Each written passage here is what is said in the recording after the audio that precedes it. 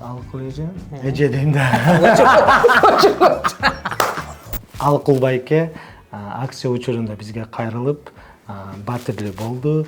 Алыкул байке силерге эмне түрткү болду квартира сатып алганы, ошону айтып берсиң. Мен себеби, алган себебим, Серона квартирага төлөйсүң.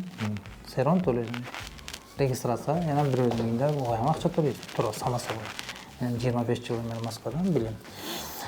Ойлоп келдим. Бесперезнача алабыз болсо. Семей ипотека неге болбойт? Нормально го.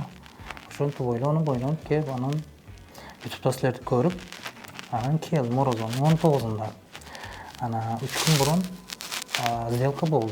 Ошоңа сделка болду. Эми ключүнү күтүп атабыз. Май айдан уже берип баштайт. Иншалла. Бир айдан кийин Кудай кааласа. 8 миллион 400 канчага түштү? 42 квадрат без ремонт. Без перезначалабыз 48.600. Ежемесячная плата да. Бирок өзүбүз ремонт кылып алабыз. Биздин көрөрмандарга кандай? Келгилер, молодец. Şu aytқан қандай деген, şu YouTube'da чыгып, мен эми ишенбеген серьезно. Келдим, подпис кылсам, ну бирок реально экен. Кошо барып, баары сделкаларды кылып, каякта үйлөрдү көрүп, молодец.